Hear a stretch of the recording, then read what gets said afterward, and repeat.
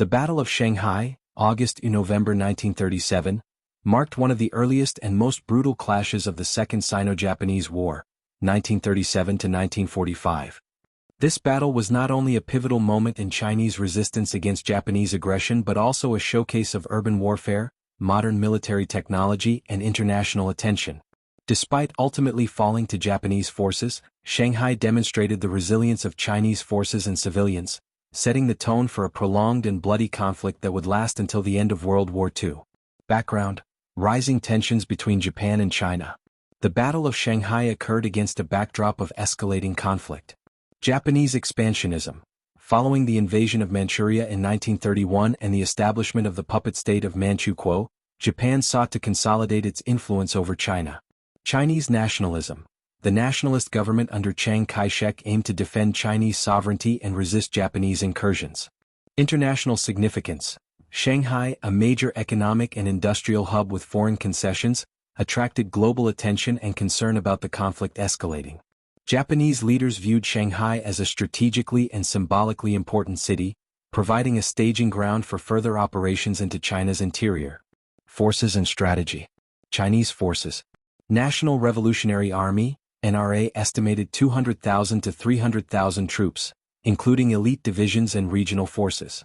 Strategy. Chiang Kai-shek sought to hold Shanghai at all costs, using the city's urban landscape to offset Japanese technological superiority. Urban defense. Chinese forces fortified key districts, used rivers and canals as natural barriers, and engaged in street-by-street combat to slow Japanese advances. Japanese forces.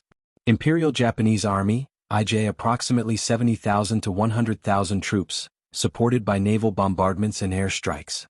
Strategy. Japan aimed for a quick, decisive capture of Shanghai to break Chinese morale and secure coastal access. Technological advantage. Superior artillery, tanks, and aircraft allowed Japan to dominate open areas, though urban fighting proved challenging. The battle, August and November 1937. Initial engagements. The battle began in August 1937, following skirmishes around Shanghai's outskirts. Japanese landing. IJ units landed in Xiaobei and nearby areas, facing stiff Chinese resistance. Urban combat. Chinese forces blocked streets, destroyed bridges, and fortified buildings, turning the city into a deadly urban battlefield. High casualties. Both sides suffered heavy losses, with civilians caught in the crossfire. Escalation. Street-to-street fighting. Chinese troops employed guerrilla-style tactics within the city, forcing the Japanese to engage in costly house-to-house combat. Naval and air bombardments. Japanese forces used ships in the Huangpu River and air raids to soften Chinese defenses, often targeting both military positions and urban infrastructure. International observation. Shanghai's foreign concessions, including American, British, and French zones, were drawn into the conflict indirectly, with thousands of refugees seeking safety there. Key events. Battle of Wuzhong and Yangtze River crossings. Japanese forces crossed natural barriers, progressively gaining ground despite Chinese resistance. Fall of key districts. By November, strategic districts such as Xiaobei and Jiangwan fell, signaling the collapse of organized Chinese resistance in central Shanghai. Casualties and human cost. The Battle of Shanghai was exceptionally deadly. Chinese casualties. Estimates range from 200,000 to 300,000, including both military personnel and civilians. Japanese casualties. Approximately 20,000 to 30,000, highlighting the difficulty of urban warfare despite technological superiority. Civilian suffering. Tens of thousands of residents were killed, displaced, or trapped in the city, leading to one of the early humanitarian crises of the war.